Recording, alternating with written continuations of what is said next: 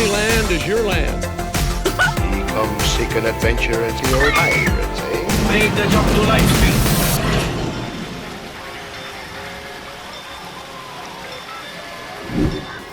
Welcome to the Disneyland Beat, where our toes tap to a Disneyland drum. And we always whistle while we work. Hi, I'm Amy. And I'm TC. Well, folks, Disneyland has raised prices again, effective immediately. And honestly, though we shouldn't be surprised, the cost of a one-day park hopper with Genie Plus add-on has us shocked. A family of 4 visiting the park on a top-tier day, such as a holiday or midsummer week, taking advantage of Genie Plus, can expect to pay $1,060 to gain park hopping admission and the line skipping service. That's nearly a $200 increase for that group, and that is a lot of money. In accordance with its demand pricing for tickets, there are 7 different tiers, with the lowest tier, a newly introduced one, Tier 0, rarely being scheduled and happening on the least crowded days, and the highest tier, Tier 6, happening more often on the most crowded days.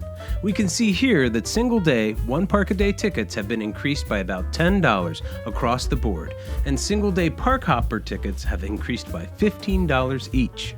The cheapest single-day, one-park-a-day ticket costs $104, but again, let's be honest, this price won't be offered much, only on the least crowded weekdays. If we look at the calendar, we can again see the advantage of visiting Disneyland during a week in January, as opposed to during the winter holidays, which has the park at Tier 6 for 3 straight weeks. The average cost, the one that sees the most dates, is Tier 3.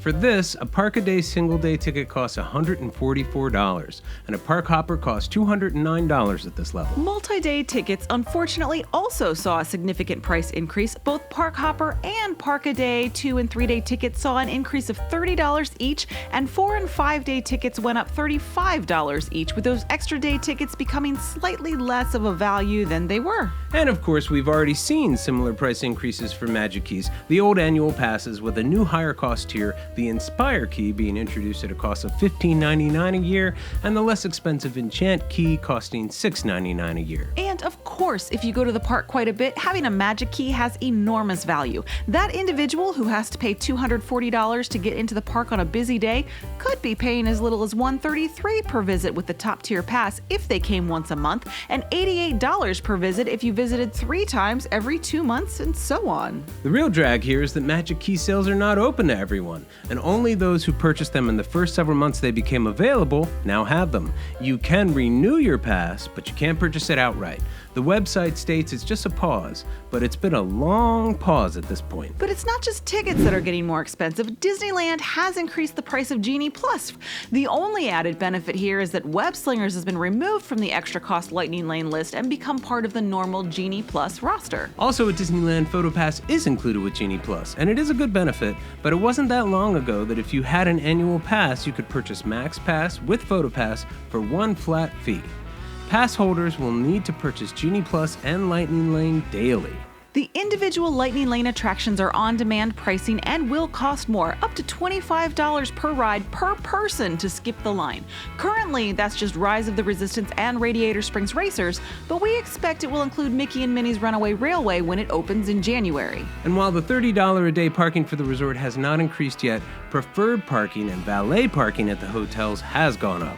These added costs will affect everyone who wants to go to the park. We've put out a lot of content that shows the value of Disneyland, not only in the experience it provides, but also compared to other parks, and we totally stand by that. Disneyland has no competition on the West Coast. Nothing compares. And they're not alone. So many vacation spots and restaurants have inflated exorbitant costs now. It's not just Disney, for sure. But apologetics aside for a moment, we have some thoughts. We can't pretend these added costs don't seem like a cash grab, probably to make up for the expense of all the content being produced for Disney Plus, in addition to feature films, as well as covering the costs of recent acquisitions. At close to $250 a person to get in, so many people are being priced out of Disneyland on busy days, at least on the days that they want to go. The days that most people will have off work to go on vacation like this are the days that cost the most. And honestly, if we could see that the price increases were going toward an impeccable park experience with a well-paid staff, it would all make sense.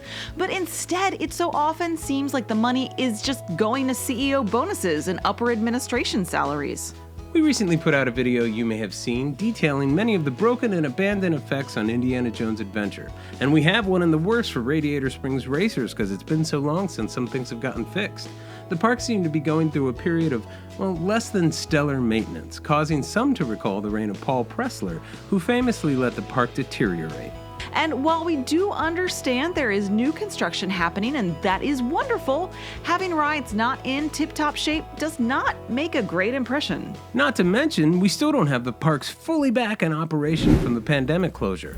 There's no show at the Hyperion, we're still missing a few dining spots and shops. And crowds have often been heavy, and when it does get really crowded, line management has been an issue, which points to the park being understaffed, and that shouldn't be.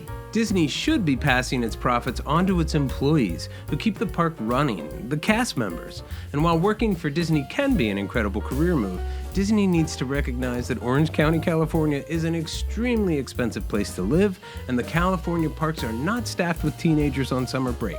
These are people who need to be fairly compensated with a living wage, job security, and decent benefits. And with that, we're gonna leave it today. Still whistling while we work. May the light in the firehouse window always shine brightly, and may your dreams always come true. See you real soon, Mouseketeers.